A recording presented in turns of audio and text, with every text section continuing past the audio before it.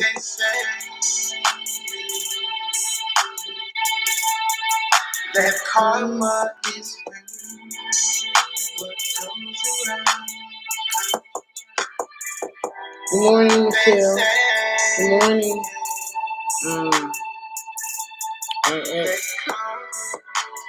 You were in one. Good morning.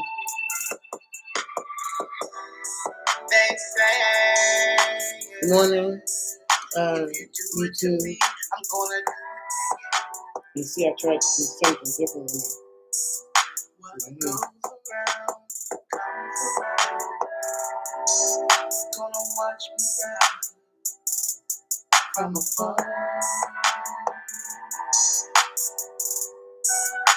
I don't even know how God is going to lead me this morning. I really don't. Good morning, Eloise. On Instagram. I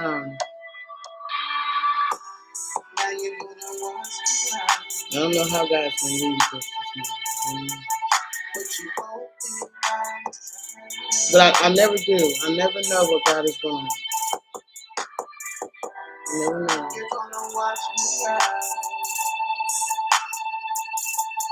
So this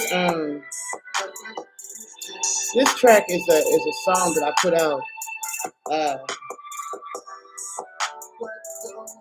actually put it out last year, but I only put it out on YouTube.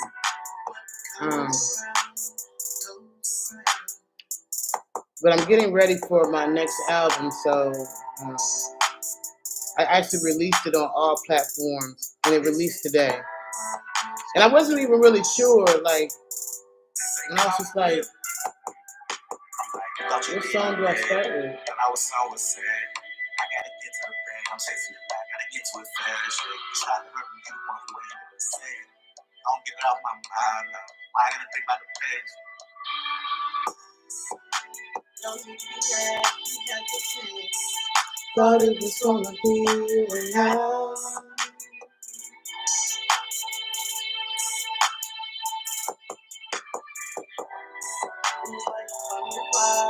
Always on the ride, but you come apart. Right on the side.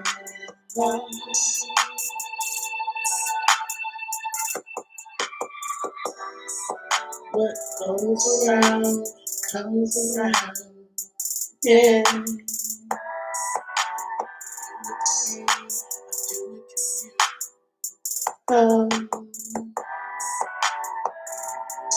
They said come on, yeah. They said come on, go around, come.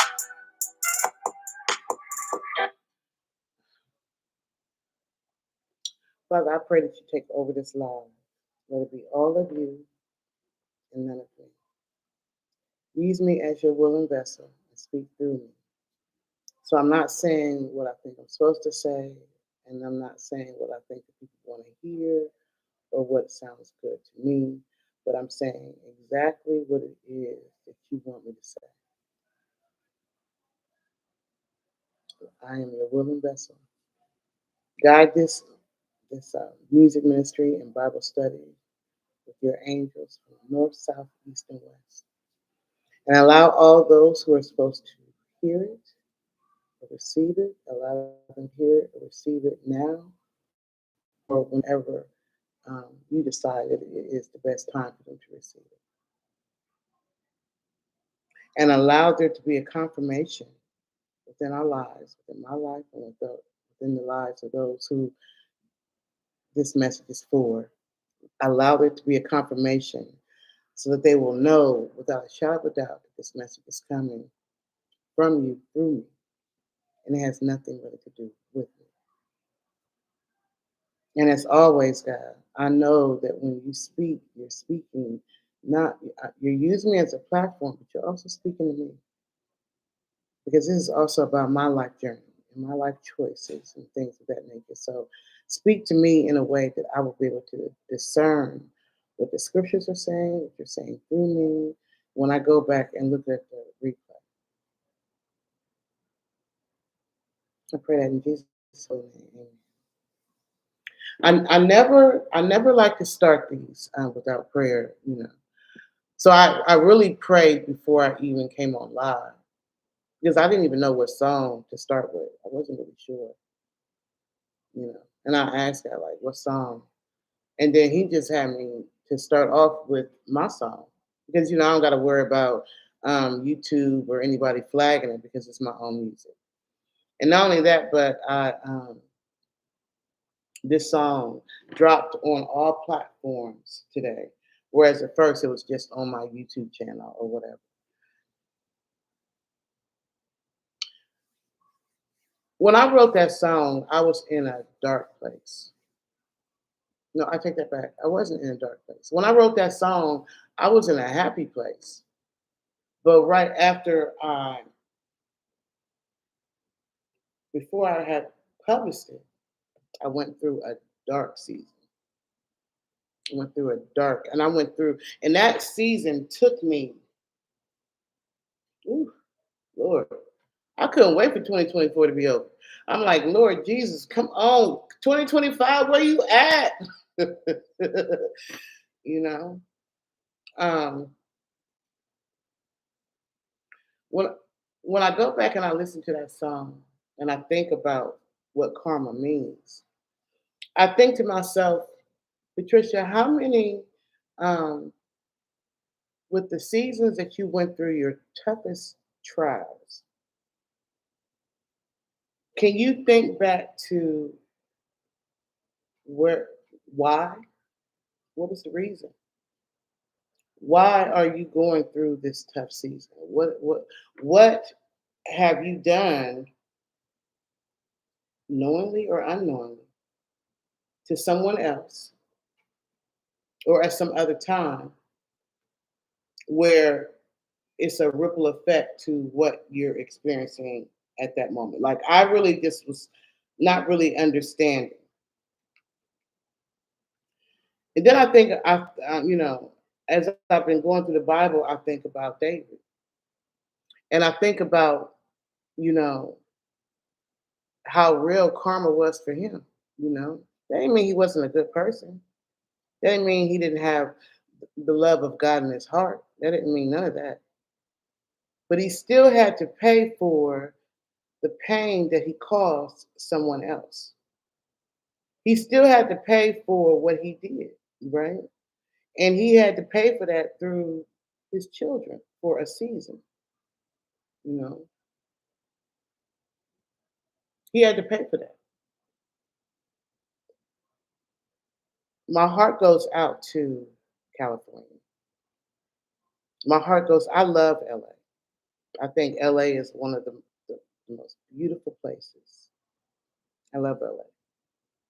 So my heart goes out to everyone in LA. And definitely, if you're able to sow seeds into the different people that are on the ground that are helping those in LA, please do that.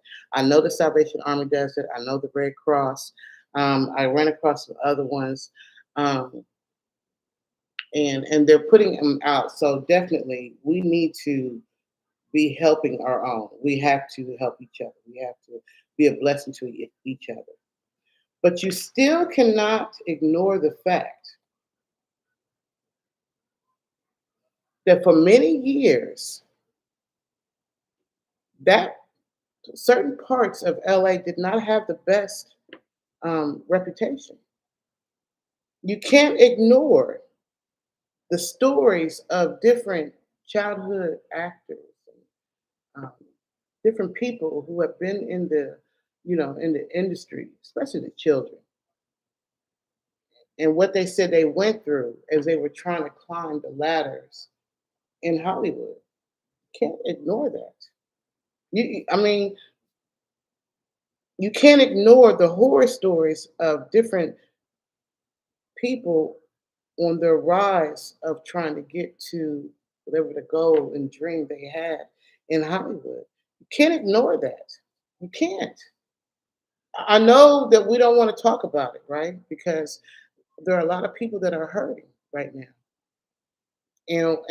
And I pray for them, and we should pray for them, and we should help them, and we should do everything that we can for them. But you cannot ignore.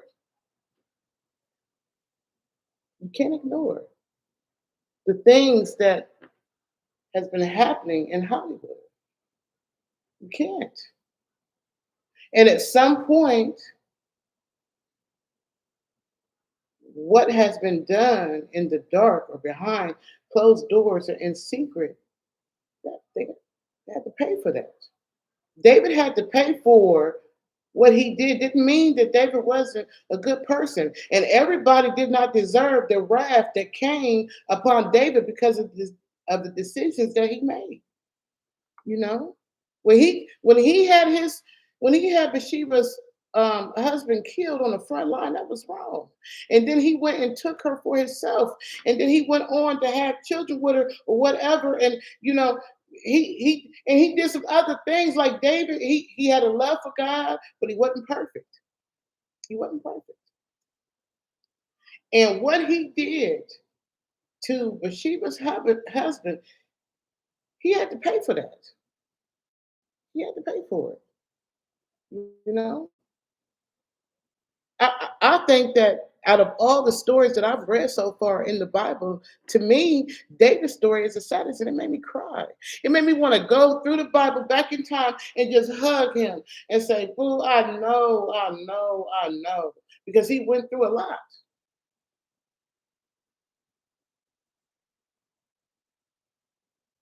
Karma, karma is real. You do have to pay for what you do to people, and it may not come when you do it.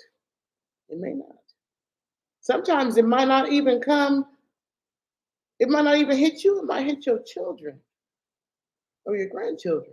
But what is done in the dark comes to light. And what you do to hurt other people, the stuff that's been going on, you gotta pay for that. God's wrath is real. What he said, all the promises about the beautiful things and the wonderful things and the promises if you keep him first and all that kind of stuff, that stuff is real. But also you got the other side that people don't like. I know you don't like it. I don't like it either. I hate reading about the other side of what happens when you're not obedient. I hate reading. Nobody wants to read about that. Nobody wants to hear that. Nobody wants to talk about that. They don't want to hear about the warnings, right? They want to just hear about the blessings and God's about to do this and he's about to do that. And he's going to bless you with this and you're going to get every asking you shall receive, seeking you shall find, knocking the door be open and the blessings. And we want to speak about all that. We don't want to look at the other side of the plate. We don't want to hear the warning. When God says, I'm going to give you everything that I promised you. In Deuteronomy, I'm going to give you everything that I spoke to you that I will give to you through Moses, through Joshua. I'm going to give you all the things that I promised, but listen to what I'm saying to you. If you're not obedient to the other things that I'm telling you, you're going to experience the wrath. So I hate what has happened, in different parts. And it ain't just LA, a lot of different places. We're starting this new year and we're seeing all these things that is happening. We're like, hold on now, wait a minute. And we're not understanding, and our heart pours out, and we all need to stick together because this is a time when we got to stick together. We got to hold hands. We got to love each other. We got to be there for each other. We just do. And I love how LA is coming together, and they are, because when it gets down to the get down, God has a way of humbling you. Jesus. When you see, when you're driving down the street, I can imagine even, when I was in LA and I'm on the bus and I'm riding down, and I'm looking because LA beautiful. And I'm seeing the homeless, and they talk about the homeless, and everybody's looking at the homeless, and they shaking their head like, darn, they homeless, and look at what they're going through, and why, and I wonder what they did in their life to be there, and all that kind of stuff. But you don't understand that in a blink of an eye, just like that, in a blink of an eye, you can go from being up here on top and thinking you got it all. So you right down there next to the homeless people, sharing soup and sharing clothes. The one thing I thought that was the most powerful about Jamie Foxx's um, his comedy, his stand up. And I know a lot of people gave it, a bad eye, or they said whatever. The people in the media, all that, they just did the most. But I thought it was powerful because Jamie said the one thing that he knows had a part to play in what he went through. He said because when he got up there, when God gave him everything that he had prayed for and more, and everything he had asked for and more, and he was at the top of his plate, he said he forgot God, Jesus. And in the blink of an eye, he was humbled. In the blink of an eye, life changed. And God took him through a tunnel, took him out the matrix. Come on out the matrix for a minute. I can imagine God just saying to James, come on out the matrix for a minute. Let me talk to you. Because you're forgetting what I told you before I gave you all this. Come here for a second. Let me speak to you. Everything that you see belongs to God. Everything that you've been able to accomplish is because God allowed you to accomplish it. None of it is because of you, really, of your own skills.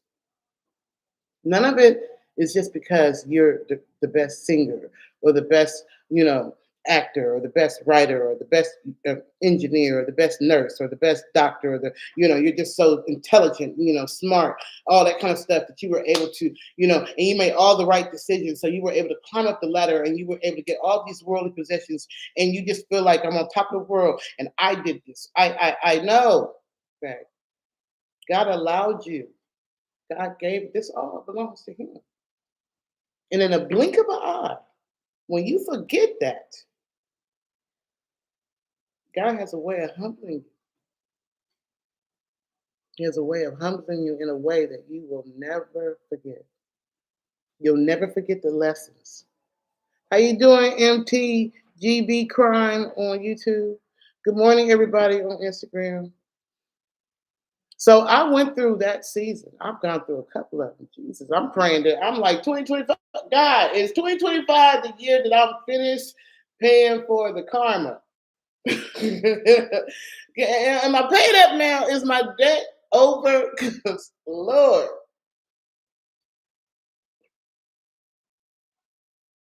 I went through a lot of seasons.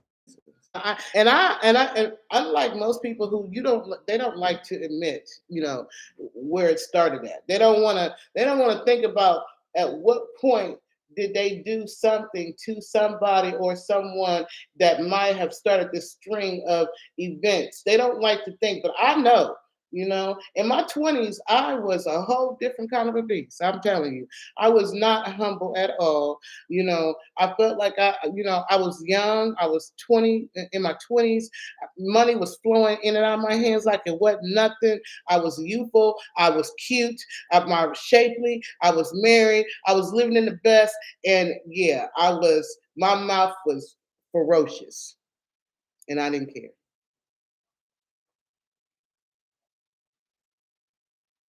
God took me through my 20s was all I had the bucket of chips as far as I could see. But I forgot or didn't include or didn't even understand the importance of how I even got all that and who it came from. And so God took me through a humbling experience. My 30s was humbling. My 30s was humbling.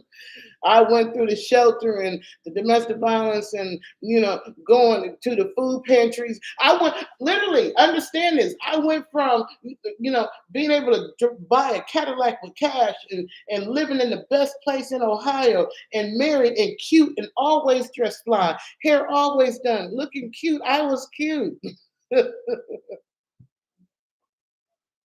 To my 30s where I am pregnant and going through the most and going through homeless shelters and going through, oh Jesus. And I understood that a lot of that what I was going through was because of the karma that I had set up in my 20s and the things I had done that probably hurt other people, not even probably that I know. And the way that I was, God had to humble me because he couldn't use me like that. So he had to take me through some stuff. And honey, I done went through some stuff. Anything that is done in the dark, you're gonna have to pay for that if you hurt somebody.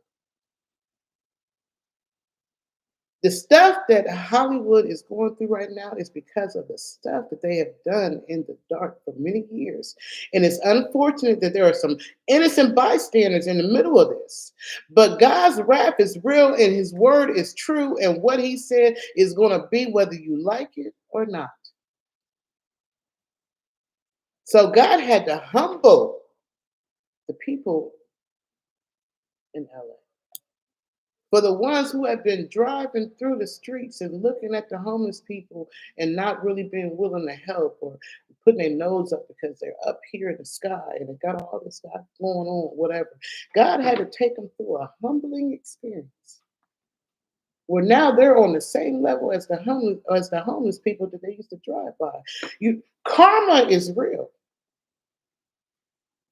And I don't mean that, everybody who is going through stuff there deserves it. I'm not saying that. But what I'm saying is God's wrath came. There was a lot of stuff that this different kings in the Bible did that was ferocious. When you read the first and second Kings, some of them kings is horrible, horrible, horrible, and the people of the land were basically went through the most because of the evil kings. They had to go through the trials and tribulations that the decisions and the karma of the king ended up, putting on the land. Like when you go back and read it. When you really read it,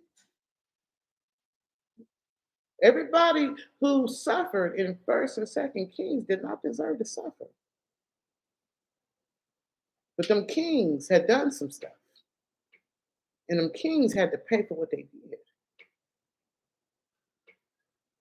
So right now we're in the book of Chronicles, right? We finished the first book of Chronicles. And if you haven't read Chronicles, Chronicles, the first part of Chronicles is really, kind of like a census. It's kind of telling you whose mother or whose baby belonged to who. Like who it's telling you the children that came through Adam and the children that came through, Jacob, whose name was changed to Israel, and the people who, all the different generations, descendants.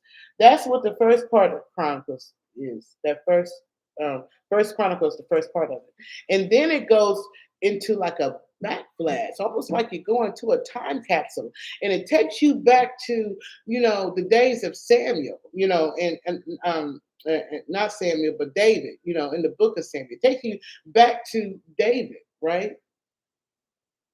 And you're seeing some of his life, And at this point in the Bible,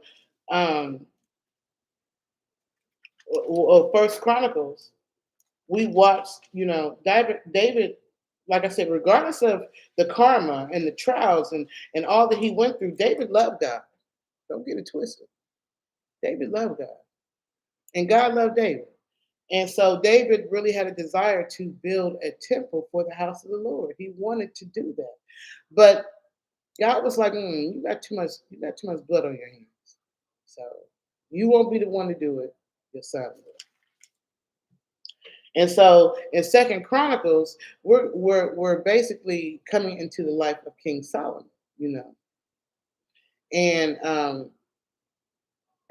when he started this journey, you know, he started this journey um, of doing what his father had laid out for him to do, the plan that his father had set out for him to create the temple so that he would have somewhere for the ark of God, so that people could go to pray and all that kind of stuff, right? So right now, you know, we're in. So I left off on. I read first. I read Second Chronicles, chapter 2, chapter 1, and chapter 2. So at this point, um, and going back in chapter 1, chapter 2, King Solomon goes to. Um, he goes up and he starts praying because he knows that he doesn't know how to run this kingdom. You know, he knows his father has set, you know, everything in place and all that kind of stuff for him to begin building the temple, but he don't know how to run the kingdom. He don't know what to do. You know, so he goes and he, you know, at this point he's still following, you know, God, the God of his father. He's still, you know, worshiping, you know, the Lord. He's following King David's, you know, teachings. So he goes and he prays to God and he says, you know, I don't know what to do. I don't know how to run the kingdom. I don't know how to run. I don't know. And so God says, comes to him. He says, he says, whatever you ask.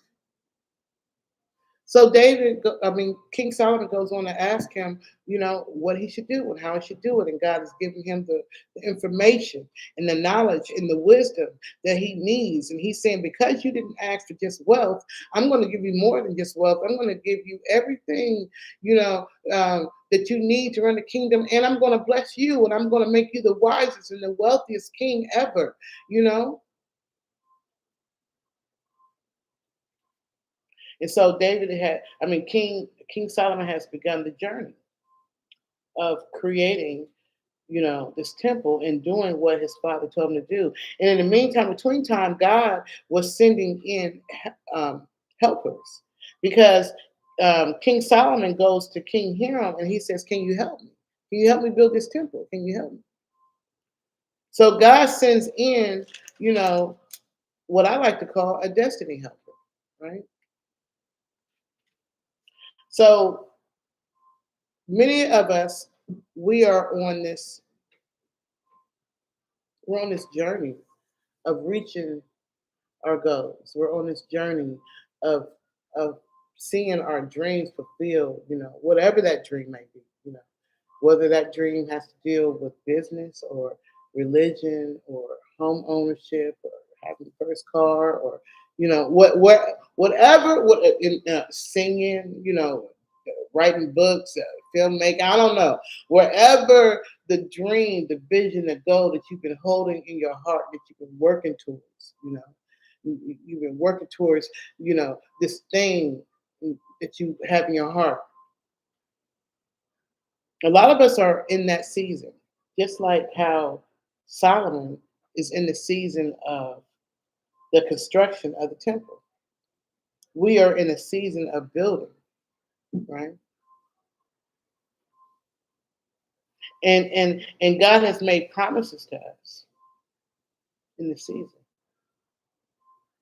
So I'm going to start off with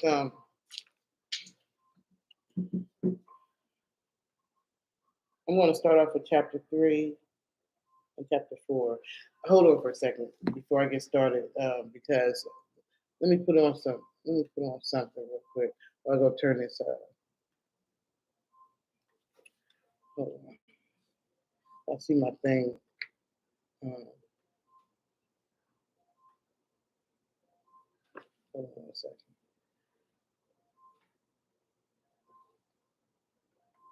Um, I think,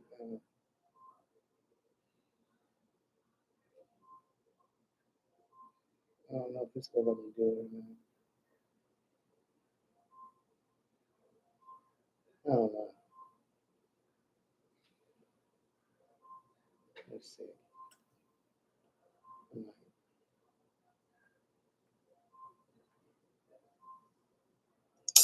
All right, I'll be right back.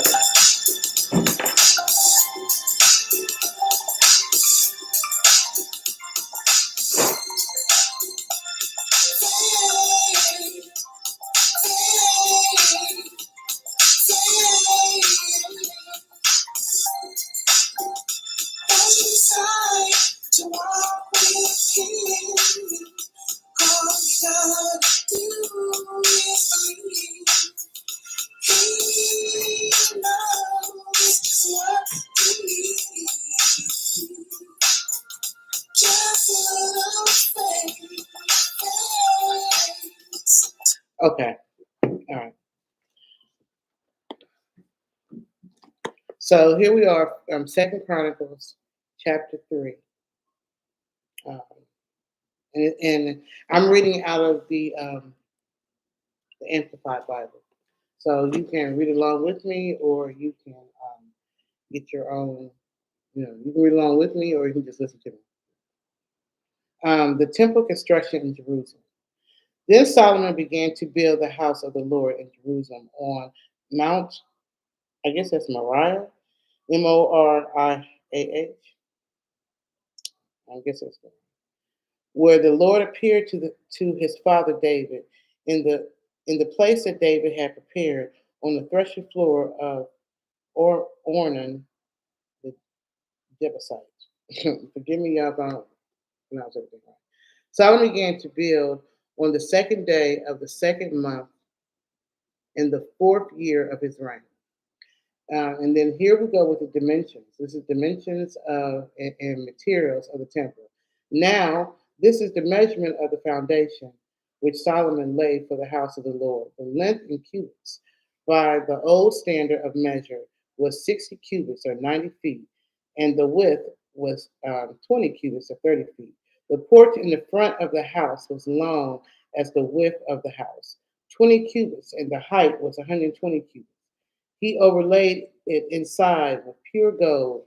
He overlaid the main room, the holy place, with cypress wood and overlaid it with fine gold and decorated with palm trees and chains. And he adorned the house with precious stones, and the gold was gold from, is it Parbium? He also overlaid the house, the holy place, with gold, the beams, the thresholds, and its walls and its doors, and he carved cherub, Cherubim, on the walls. Now he made the room of the Holy of Holies. Its length equaling the width of the house was 20 cubits, and its width with the width of the house was 20 cubits, and its width was 20 cubits. And he overlaid it with 600 talents of fine gold. The weight of the nails was 50 shekels of gold. He also overlaid the upper rooms with gold. And in the Holy of Holies, he made two sculptured cherubim, and overlaid them with gold. The wingspan of the cherub was 20 cubits, one wing on one cherub. I guess that's cherub, Cherub, with 5 cubits, reaching to the wall of the house, and the other wing of 5 cubits touched the other cherub's wing. The wing of the other cherub of 5 cubits touched the wall of the house, and its other wing of 5 cubits touched the wing of the first cherub. The wings of the cherub extended 20 cubits. The cherub stood on their feet, their faces toward the holy place, the main room. He made the veil between the holy place and the holy of holies of blue, purple, and crimson colors, and fine linen, and embroidered cherubim on it. I can't pronounce that word to save my life. He also made 2 pillars for the front of the house, 35 cubits high, and the capital on the top of each one was 5 cubits. He made chains like a necklace in the inner sanctuary and put them on the tops of the pillars. And he made 100 pomegranates and put them on the chains. He erected the pillars in front of the temple, one on the right and the other on the left. The name of one on the right was it Jackson or Jackson? Jachin, which I guess means may he establish. And one on the left, Boaz, in him is strength. So, so Second Chronicles chapter 3 goes into the details. It's going into the deep details of um, of this vision, of this dream, of this thing that David had wrote the plan to. God is clearly helping Solomon to build the thing. You know, he's honoring uh, David's plans and his prayers by allowing his son to build.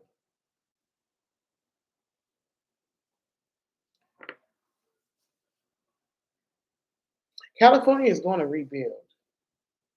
It's going to rebuild. They're just going through their own birthing pains right now.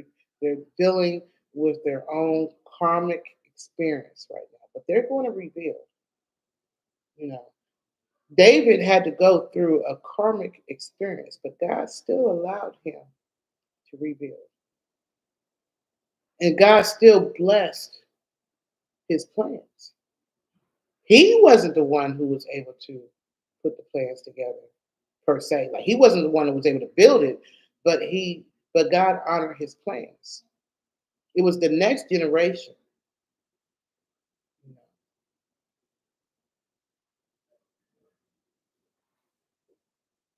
For many, 2025 is going to be uh, the building of the plans and the building of the goals and the building of the things that you've been working on for years. You know, the things that you've been working on, and you just was wondering, is it ever going to come to pass? Am I ever going to be able to make it? Is it ever going to happen? God, I know I've been praying and I haven't seen anything yet. 2025 is the year where some will see that. Some will be have that blessing experience. On the flip side, there will be some, which we've already seen the beginning of the wrath of that there will be some karmic experiences that they're going to have to deal with before they can start to build. They're going to have to go through that season in the tunnel. They're going to have one of those type of Jamie Foxx type experience, type one of those California, Tennessee, North Carolina. They're going to have to go through some stuff because God saw what they did in other seasons, and you still got to pay for that. David still had to pay for that,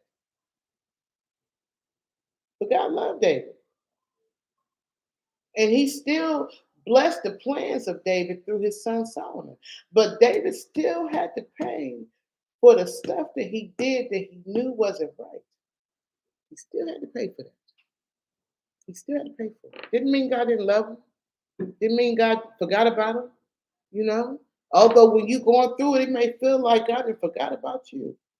Because I know when I went through my trials and tribulations, 2024, I'm just like, Lord, are you still there? Because have I paid off my debt yet? Is the karmic whatever? Is it over?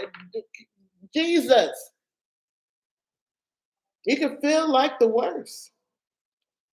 Right now, what is going on in California is a karmic experience.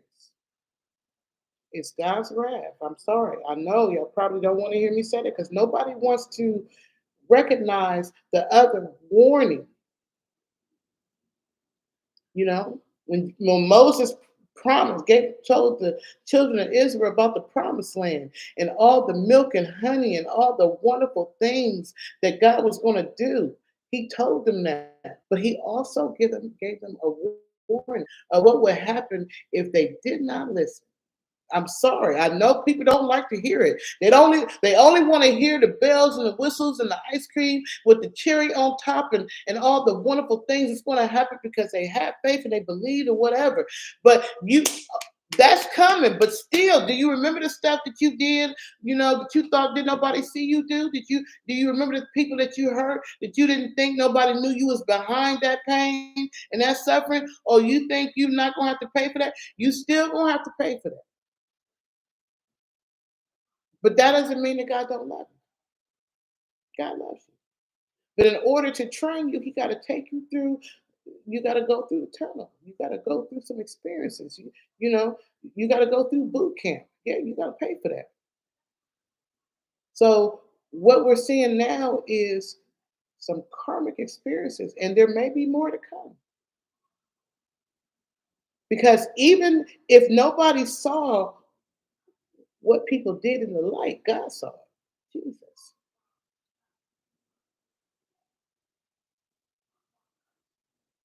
No, David probably didn't think nobody knew that he was the one behind the murder of Bathsheba's husband, but God knew. And because of that, he had to pay for that. He had to pay for that. And God told him, you're going to pay. You're going to pay for that. The children of Israel were warned. Listen, yeah, there's the milk and honey and all that, and God gonna take you to the top, and you're gonna have everything. But don't forget who gave it to you. Don't forget when you get up there and you get it all. Don't forget who the great I am. Don't forget that.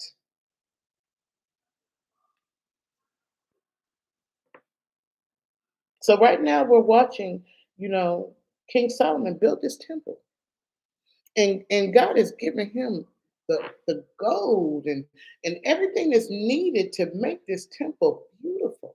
And not only that, but God is allowing, Solomon, because we know this from reading, the book of Samuel. We know that not only did Solomon get to build the temple, but he got to build his own palace.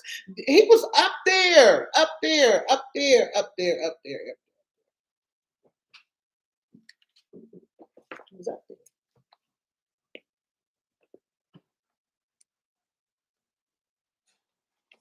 All right, so now we're going to this is the last chapter because I gotta I gotta go to work. So this is the last chapter that we're gonna read today is chapter 4. So we're in second Chronicles, we're in chapter 4. And you see my little Torah Bible, y'all, but I love this Bible. I don't care. But, this Bible is I can understand it. I still get tongue tied with some of the words, or whatever, but I understand it. I had a more difficult time in understanding the ones that I had, the King James version that I had when I was young. I couldn't, it was like blah, blah, blah, blah, blah. So I needed to get a Bible that would break it down in a way that I could understand it. Because, for me to read it and not understand what God is trying to say, is just like, what's the point of reading it, So, yeah. So anyway, we got it says furnishings of the temple. And this is Second Chronicles chapter 4. Then Solomon made an altar of bronze, 20 cubits in length, 20 cubits in width, and 10 cubits in height. He also made the sea, that is the large basin used for ceremonial washing of cast metal, 10 cubits from brim to brim, circular in form, and 5 cubits in height, and its circumference was 30 cubits. Under it, and entirely encircling it, were figures of oxen, 10 to a cubit. The oxen were in 2 rows, cast in one piece. It stood on 12 oxen, 3 facing north, 3 facing west, 3 facing south, 3 facing east. And the sea was set on top of them, and all their hind quarters turned inward. It was a breatheth, which is the width of 4 fingers thick. Its brim was made like the brim of a cup, like a lily blossom. It could hold 3,000 baths or measures. He also made 10 portable basins, each in which. Ugh. He also made 10 portable basins in which to wash, and he put 5 on the right or the south side, and 5 on the left or the north side. They would rinse things for the burnt offerings in them, but the sea was for the priest to wash in. And he made 10 golden lampstands, just as directed, and set them in the temple, 5 on the right side and 5 on the left side. He made also 10 tables and placed them in the temple, 5 on the right side and 5 on the left side. And he made 100 ceremonial basins of gold. Moreover, he made the courtyard of the priests and the great courtyard for the people and the doors for the courtyard. And he overlaid their doors with bronze. He set the sea on the right side at the southeast corner of the house. And Hiram also made the pails for ashes and the shovels and basins. So Hiram finished the work that he had done, that he did for King Solomon in the house of God. The 2 pillars, the bowls, the capitals on top of the 2 pillars, and the 2 lattice works to cover the 2 bowls of the capitals, which were on top of the pillars.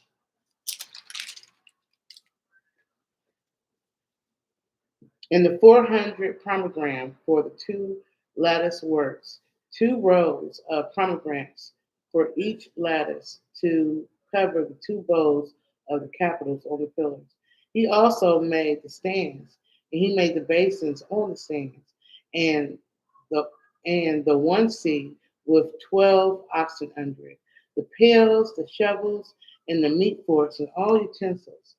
Huram Abi made of polished bronze for King Solomon for the house of the Lord. The king cast them on the plain of the Jordan in the clay ground between Succoth and Zerbiah.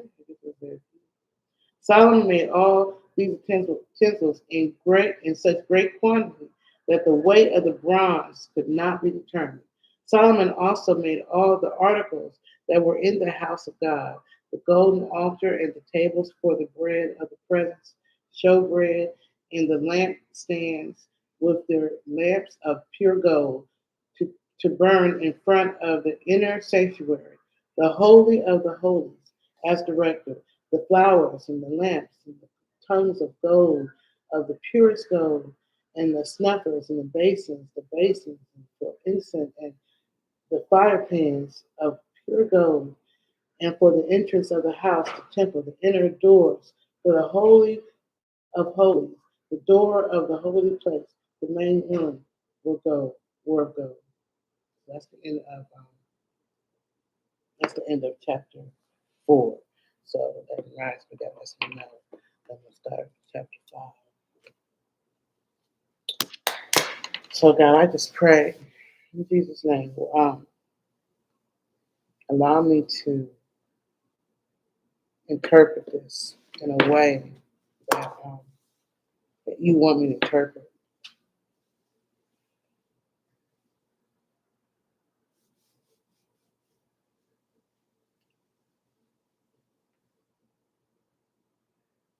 So many have already read Samuel.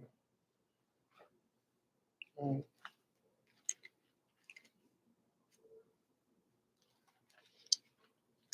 We read Samuel.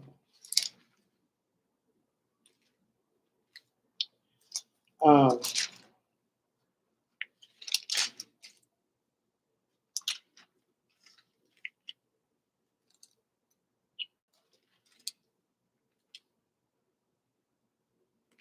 mhm. So actually, it's in the Book of Kings that we begin that you really. So the Book of Samuel goes over, the Saul and David. The book of Kings, especially the first book of Kings, really deals more with um, King Solomon and the work, you know.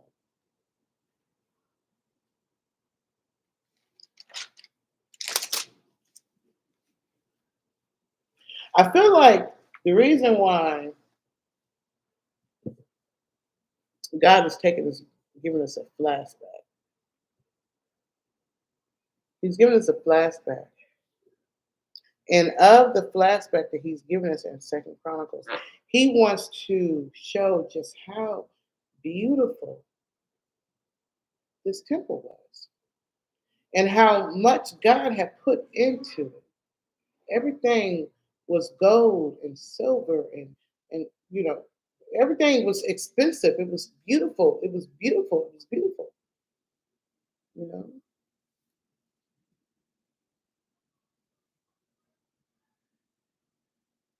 When I do take trips, or when I did take a trip to California, to LA specifically, I just thought it was beautiful. The mansions, the homes, beautiful. The architect is beautiful. I could imagine each person when they're building their home is beautiful, beautiful, beautiful. But there's a lot of wicked stuff that has been going on in Hollywood for a long time.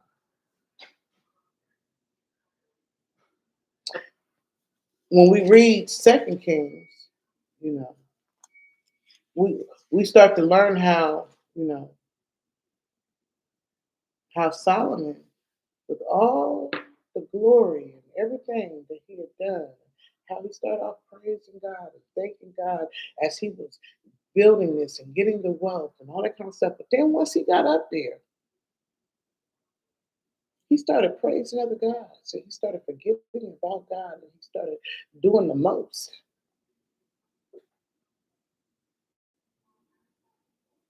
And that's when we start to see the destruction of everything that was created.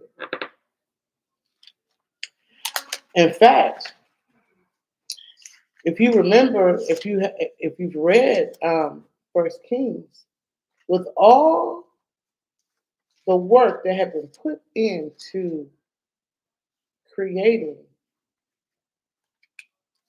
that temple, God gave Solomon a warning too. Because Solomon, after he built it all, he was like, God, he went in there and prayed. He's like, God, bless the people. Whenever they come in here, no matter what they've done, forgive them and all that kind of stuff. And he went in and prayed all that kind of stuff. And God was like, okay, yeah, as long as you don't forget the promise, as long as you don't forget what I told you, as long as you don't forget the warning, you know. So, and I want to say it's Second Chronicles when Hezekiah, because of because Hezekiah allowed Babylon to come into Jerusalem,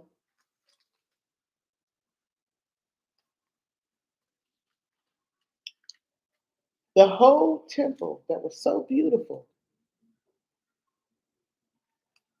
that was so amazing, that was destroyed. Every that whole temple that Solomon created was destroyed.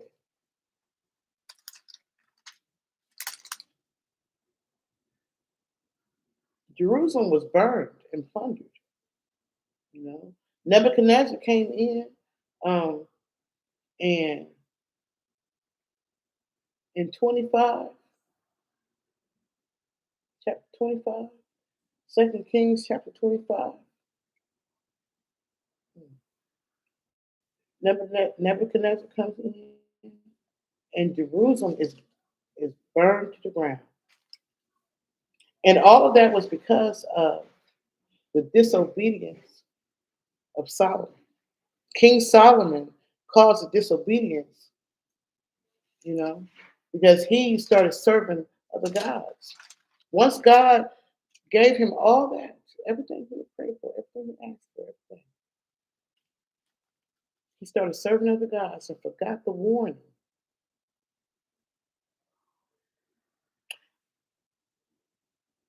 And because of that, it caused hardship for the next generations to the point where Jerusalem was burned to the ground.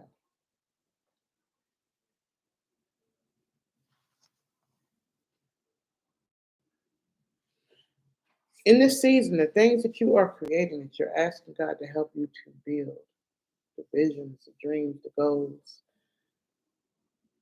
as you're doing it and you're praising Him along the way, which we, you know, thanking Him for allowing you to see the dream or work towards the dream, blessing you with the investor or with the loan or with the home or with the car or with the new job or with the new babies or the grandbabies or the new church leadership or the new music or the new single, the new books or whatever it is that you praying to God for, whatever.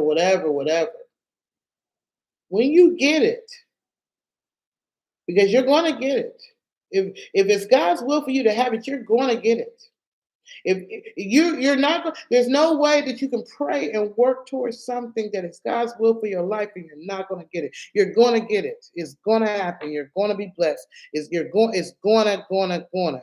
How long it takes, I don't know. You know, because everybody's journey is different. But God has made you a promise, and God's word can't lie. And if you continue to walk and do the things He's telling you to do and trust Him, it's going to happen.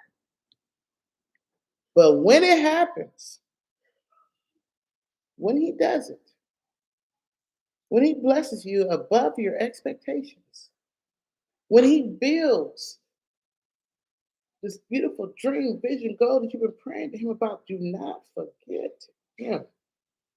Jesus. Don't allow all that work to be in vain.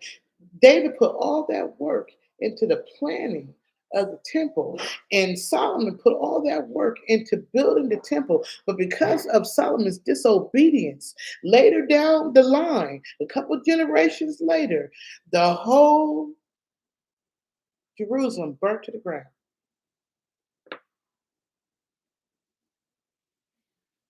Don't forget God. Don't look down on people. You don't know what people's journey has been. You don't know what they've had to come through. Help people. Be a blessing to people. Give to people. You know, if you see a homeless person, bless that person. Give that person. You know, if the wherever God is telling you to sow a seed in that way. And you know, because in the blink of an eye, God can take everything. Karma is real. God, I feel like I've said what you wanted me to say today. I feel like I've done what you wanted me to do today. I'm trying to be obedient to the words, to the instructions. Forgive me of my shortcomings. Forgive me of anybody that I have hurt or did wrong, Father. I pray over California and every person in California that is dealing with this issue, God.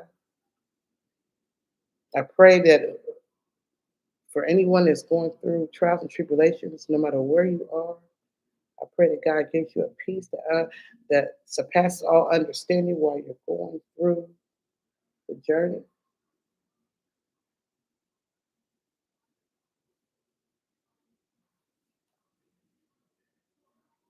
Thank you for the things that you're doing in my life and the lessons that I've learned, even the unpleasant ones.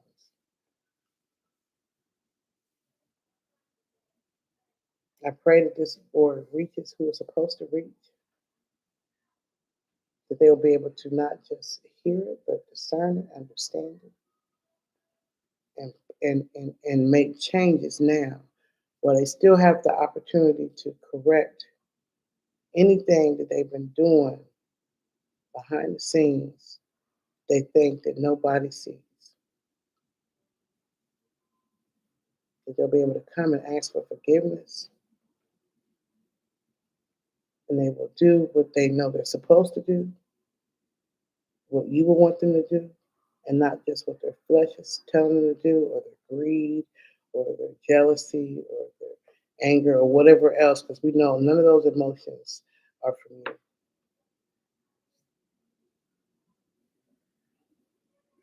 Praise in Jesus' holy name. Amen. Y'all have a great day.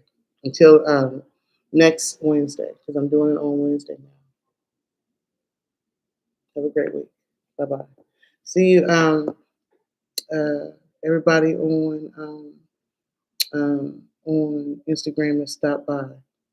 Peace and love to you.